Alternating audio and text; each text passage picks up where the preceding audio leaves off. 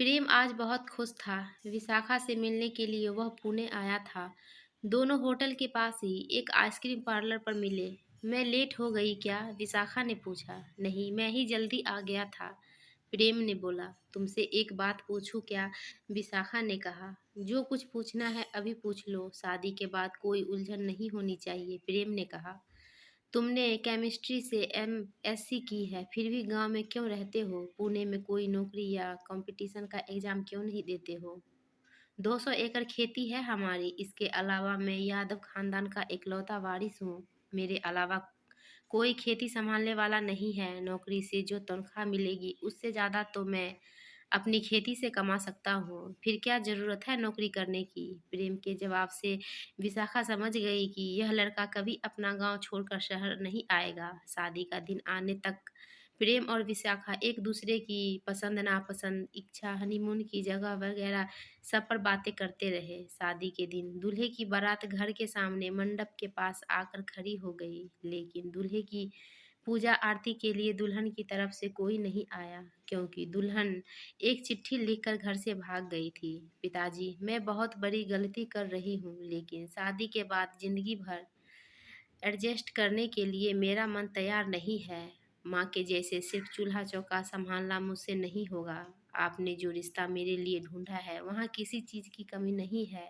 ऐसे में मैं आपको कितना भी समझाती, मुझे इस शादी से छुटकारा नहीं मिलता। इसलिए आपको बिना बताए मैं यह घर हमेशा के लिए छोड़कर जा रही हूँ। और पढ़ाओ लड़की को। विशाखा के पिता अपनी पत्नी पर गुस्सा करते हुए रोने लगे। यादव परिवार गम में डूब गया था। गांव वाले के सामने उनकी नाक कट चुकी थी, लेकिन प्रेम ने परिवार की हालत देखते हुए खुद को संभाल लिया। विशाखा पुणे का हॉस्टल छोड़कर सीमा नाम की सहेली के साथ एक किराए के मकान में रहने लगी।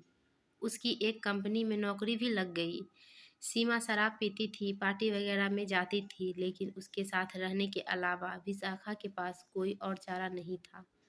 5 साल ऐसे ही बीत गए। एक रात सीमा 1 लाख रुपए से भरा एक बैग लेकर आई। विशाखा उससे कुछ पूछे तभी उसके पीछे चेहरे पर रुमाल बांधे एक जवान लड़का भी फ्लैट में आ गया। बैग यहाँ ला, नहीं तो बेवजह मरेगी, वह लड़का बोला। बैग नहीं मिलेगा, तू पहले बाहर निकल, सीमा ने कहा।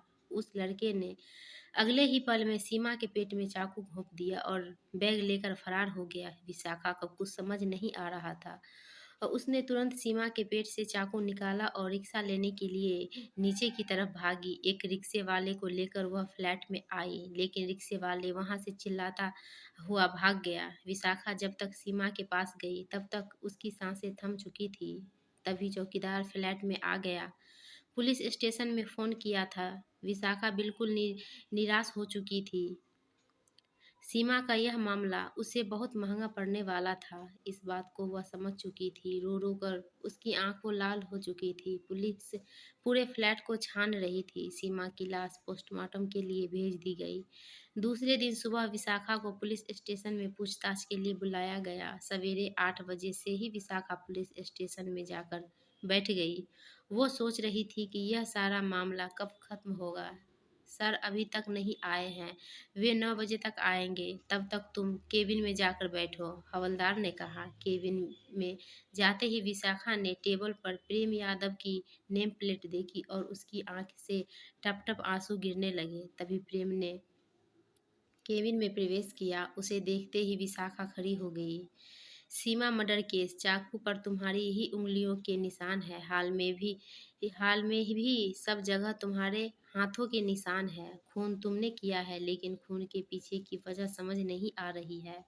वह तुम बताओ और इस मामले को यहीं खत्म करो, प्रेम ने कहा। मैंने खून नहीं किया है, विशाखा बोली, लेकिन सबूत तो यही कह रहा है, प्रेम बोला। कल जो कुछ हुआ है मैंने सब बता दिया है, विशाखा ने कहा, लेकिन वह सब झूठ है। तुम जेल जरूर जाओगी। तुमने आज तक जितने भी गुनाह किए हैं उन सभी की सजा मैं तुम्हें दूंगा, मिस विशाखा।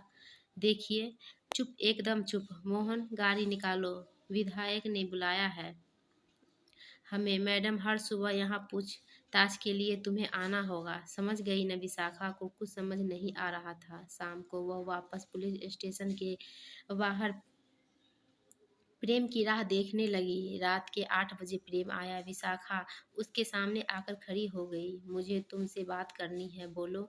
मैंने 5 साल पहले बहुत सी गलतियाँ की थी, मुझे माफ़ कर दो, लेकिन मैंने यह खून नहीं किया है। प्लीज़ मुझे इस बात से बाहर निकालो। लॉज में चलोगी क्या हनीमून के लिए? शिमला नहीं जा पाए तो लॉज ही जाकर आते हैं, तुम्हारे सारे गुनाह माफ़ हो जाएंगे। तो फिर कार में बैठ रही हो? प्रेम।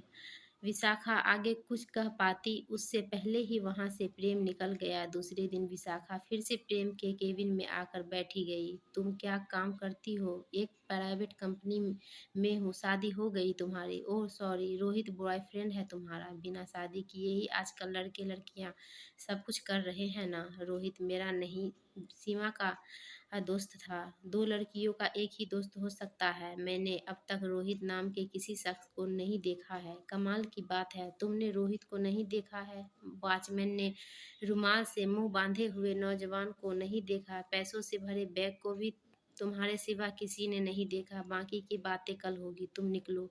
रोज सुबह पुलिस स्टेशन आना, शाम 4 से 5 बजे तक केबिन में बैठना, आधे घंटे के लिए प्रेम के सामने जाना। वह विशाखा की बेइज्जती करने का एक भी मौका नहीं छोड़ता था। तकरीबन 1 महीने तक यही चलता रहा। विशाखा की नौकरी भी छूट गई। गांव में विशाखा की चिंता में उसकी मां अस्पताल में भर्ती हो गई थी। रोज की तरह आज भी पूछताछ चल रही थी। रोज रोज चक्कर लगाने से बेहतर है कि अपना गुनाह कबूल कर लो ना। विशाखा ने कुछ जवाब नहीं दिया और सिर नीचे करके बैठी रही। जो लड़की अपने माँ बाप की नहीं हुई वह दोस्तों की क्या होगी? रोहित कौन है? बॉयफ्रेंड है ना? कल ही मैंने उससे पकड़ा है। उसके पास से 1 लाख रुपए से भरा एक बैग भी मिला है।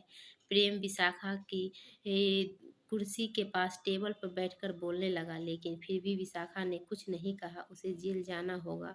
उसने जो अपने माँ बाप और यादव परिवार को तकलीफ पहुंचाई है, उसकी सजा उसे भुगतनी होगी। यह बात उसे समझ आ चुकी थी।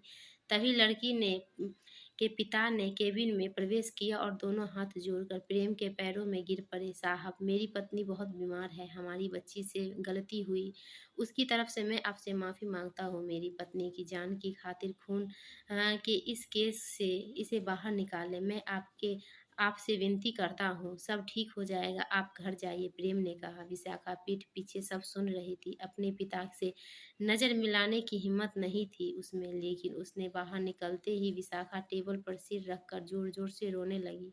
तुम अभी बाहर जाओ, शाम को बात करेंगे। प्रेम बोला। शाम को क्यों? अभी बोलो। मैंने खून किया है, ऐसा ही स्टेटमेंट चाहिए ना तुम्हें? मैं गुनाह कबूल करने के लिए तैयार हूँ। मुझसे अब और सहन नहीं हो रहा है।